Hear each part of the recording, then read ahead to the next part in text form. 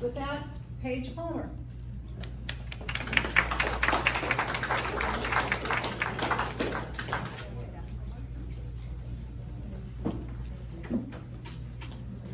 So, how many of you are familiar with the home of the Pittsburgh Steelers, Acrisure Football Stadium?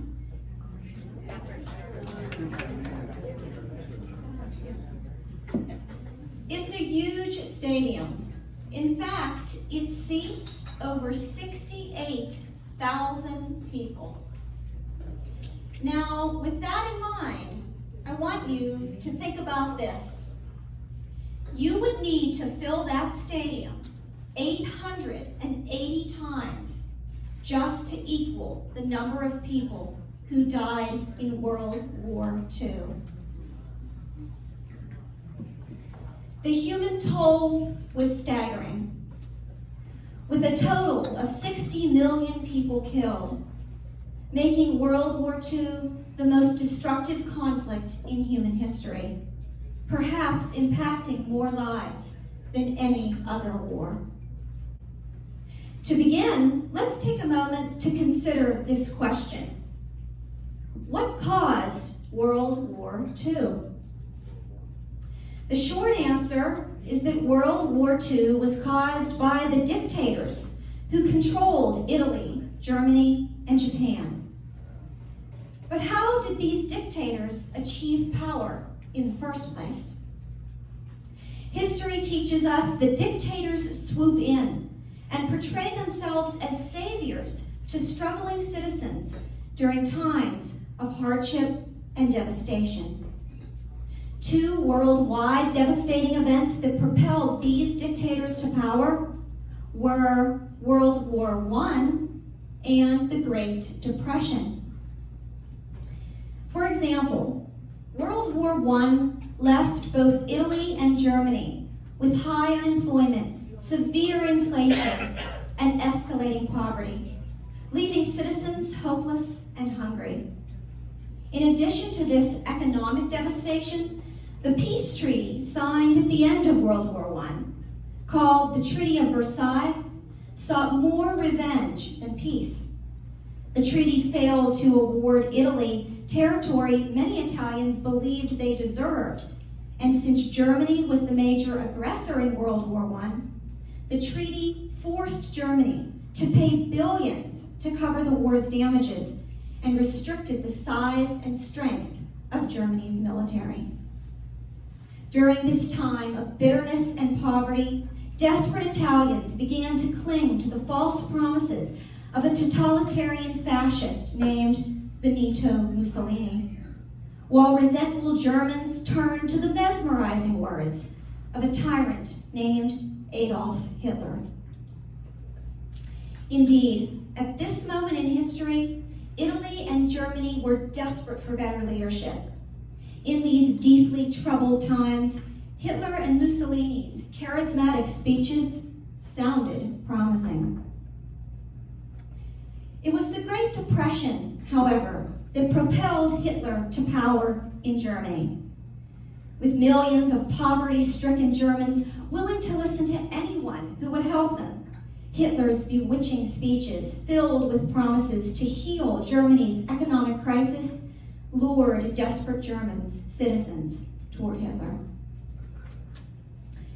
The Great Depression also brought Japan into the picture, causing Japan's economy to crumble as world demand for Japanese silk abruptly ended. This economic collapse empowered Japan's military to establish a dictatorship whose leaders assassinated anyone who opposed its power as they ruthlessly controlled Japan's political and social life. Driven by greed and a desire for Japan to become a powerful nation that would take over all of Asia, these violent Japanese dictators aggressively craved access to raw materials and land.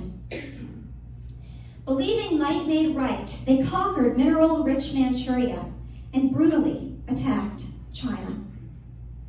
Other than being verbally condemned for their ruthless aggression, Japan encountered no real opposition from world leaders. Therefore, under the direction of its cruel dictator, Hideki Tojo, Japan would continue to lay plans for greater territorial gain, all while nursing its hatred for its chief rival in the Pacific, the United States of America. But while Japan was busy capturing territory, the dictators controlling Italy and Germany had equally aggressive ambitions, as Mussolini slaughtered Ethiopia, and Hitler's never-ending appetite for German expansion drove him to conquer territory throughout Europe. Beginning in the 1930s, Hitler's goals became obvious as he violated the Treaty of Versailles by increasing Germany's army to 500,000 men. And by 1938, Hitler took over Austria, yet Britain and France did nothing. Anxious to avoid war, Britain and France adopted a policy called appeasement, as they chose to ignore the danger of Hitler's unchecked power and even allowed Hitler to take over Czechoslovakia's German-speaking western areas. But this soft approach only increased Hitler's confidence that he could act without consequences. Free to do as he pleased, Hitler took all of Czechoslovakia, and by 1939 focused his sights on Poland.